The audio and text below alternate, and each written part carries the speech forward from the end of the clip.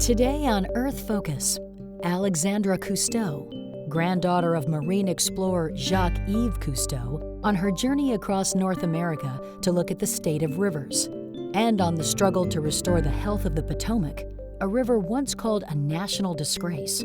Coming up on Earth Focus.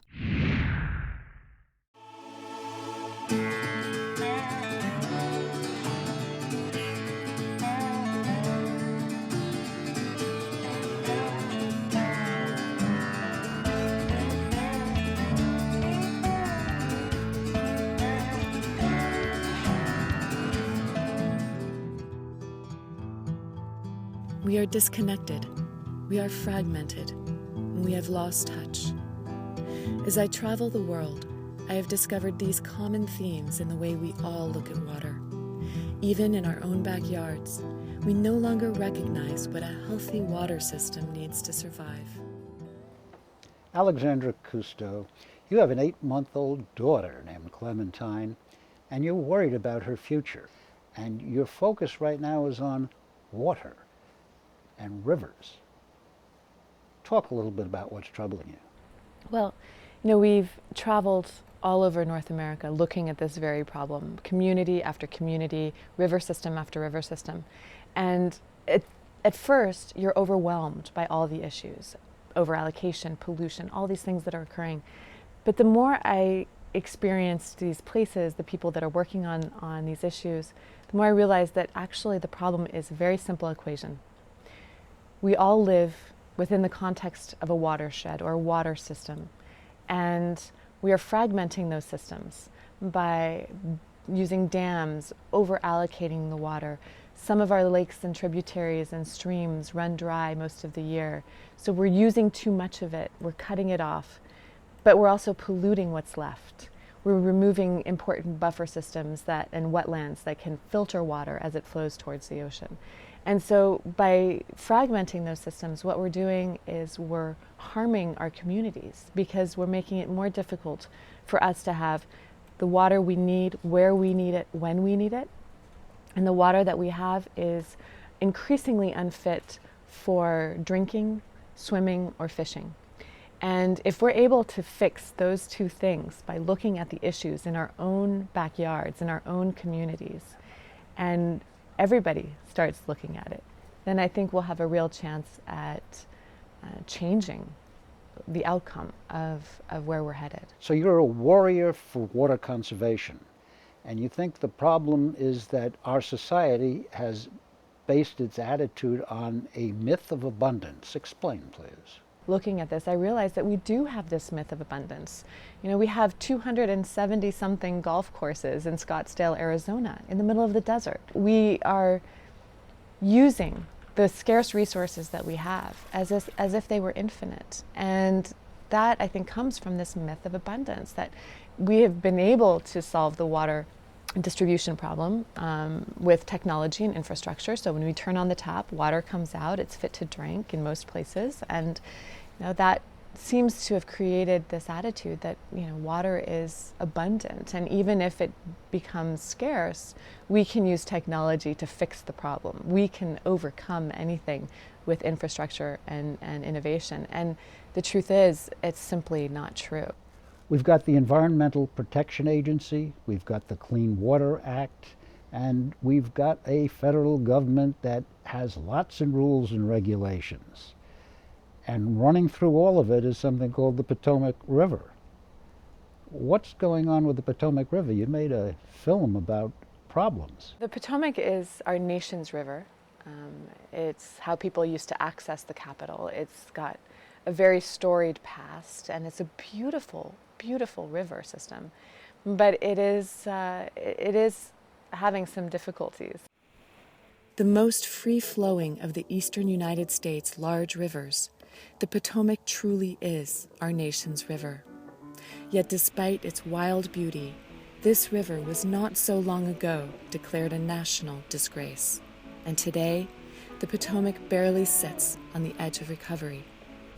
I took a journey through its mighty rapids and found that sometimes it takes an apparently pristine river to show us that water systems in crisis are all around us.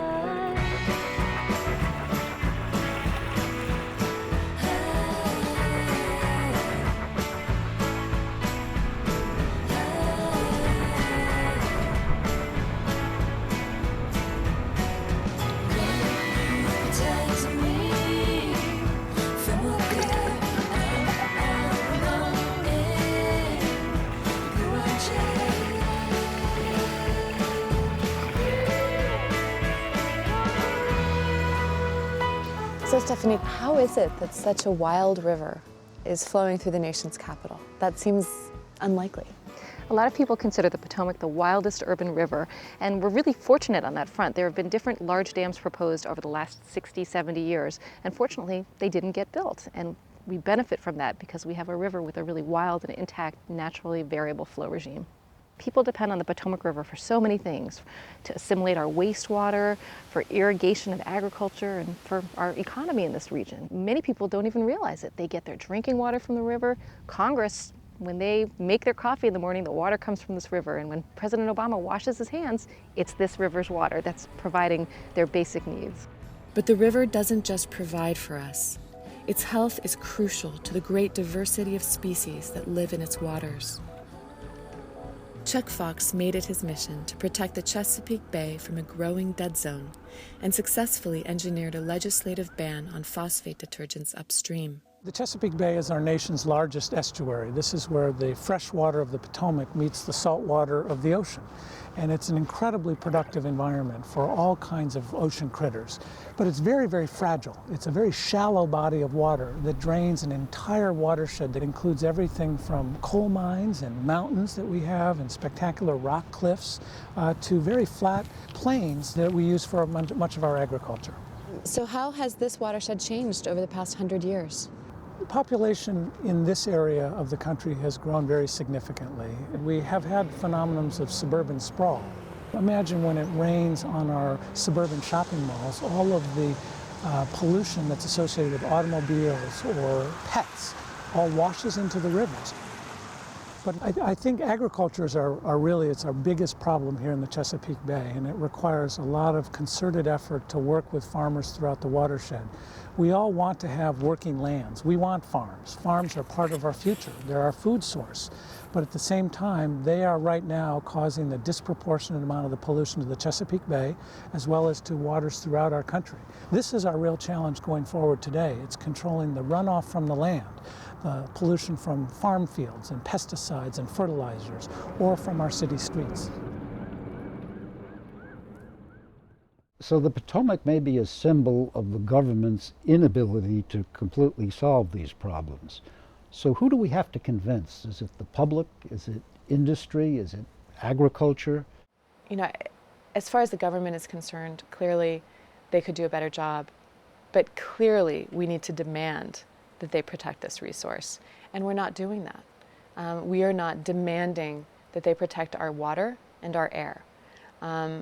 We have this conversation going on right now about, do we keep the EPA, do we lose the EPA? Do we keep the Clean Water Act, do we gut the Clean Water Act and turn it over to the states? Where I think we're falling down is that we haven't shaped the conversation around what this water crisis is and how we need to solve it. We need the government to be involved. We need industry to be involved. We need municipalities to be involved. And there are some that are doing that and others who aren't. But most of all, we need to be involved.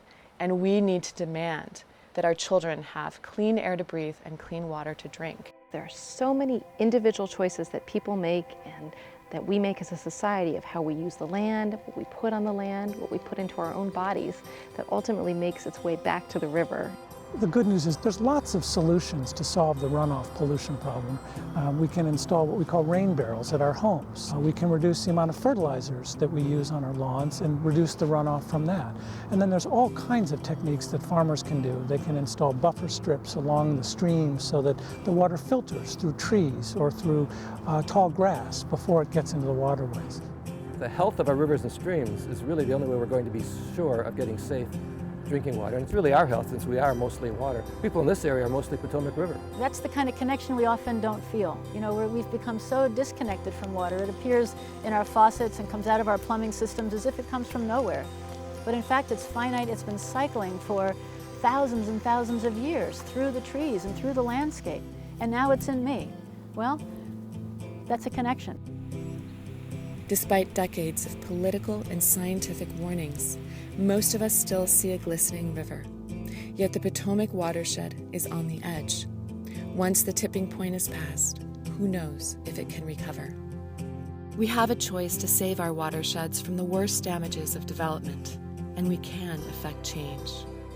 The urban landscape, the farming landscape, and the wild landscape are all part of the same water system. And it takes all of us to ensure it endures into our future.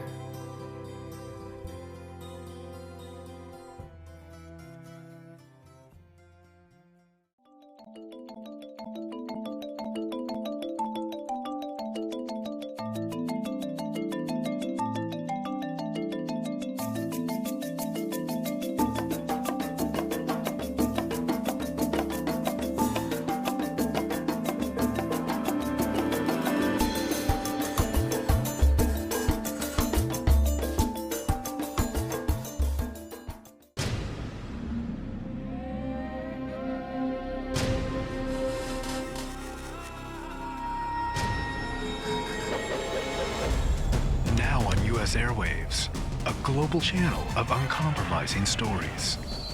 World news, documentaries, entertainment, and culture.